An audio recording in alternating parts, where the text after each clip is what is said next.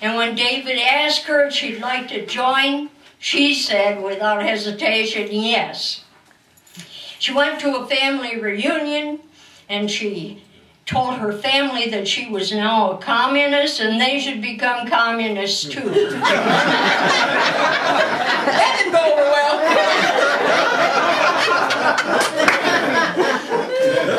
well. She was accepted into law school, but decided that law was not for her. And she and Mike moved to Detroit and kept going to Workers' World meetings. And she'll tell you herself that she knew she was right where she should be, and she never looked back.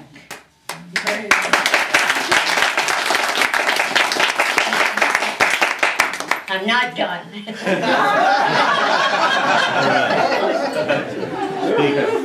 I'd like to talk about Comrade Cheryl, too.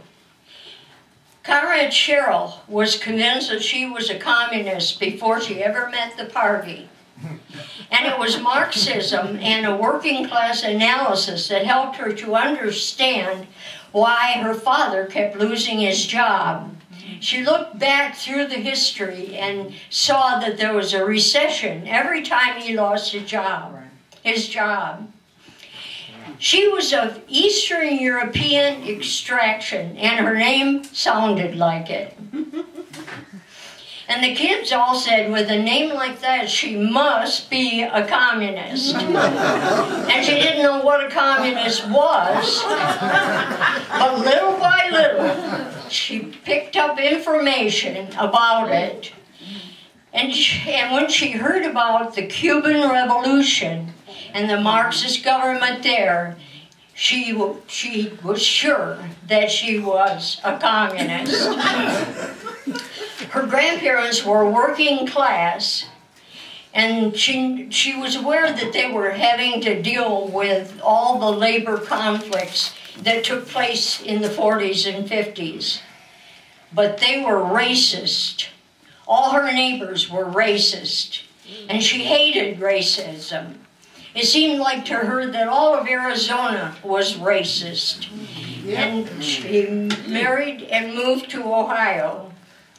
The marriage didn't last long, and she moved to Chicago. She had family there. And she worked with the anti-war movement. Well, most people are familiar with the anti-war movement know that it was sexist. Women were kept out of leadership positions and not included in much of the decision making.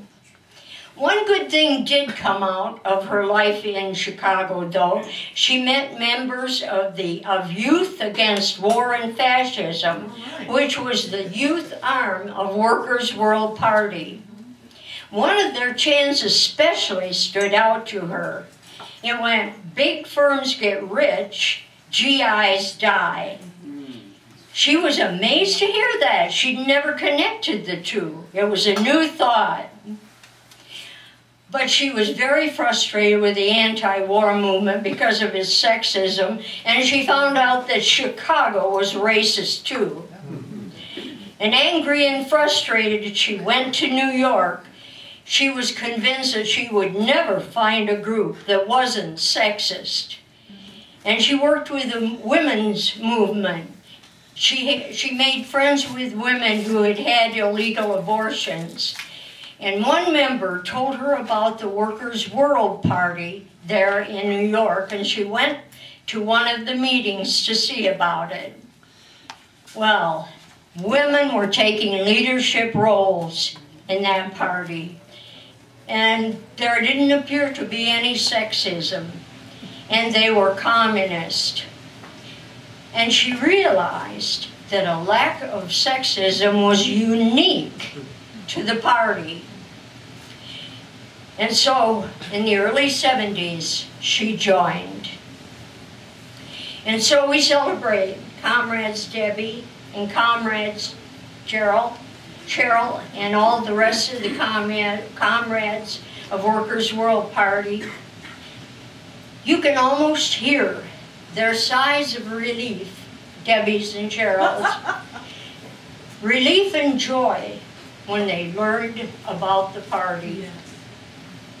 Viva, Workers' World Party. All right. Viva the resistance.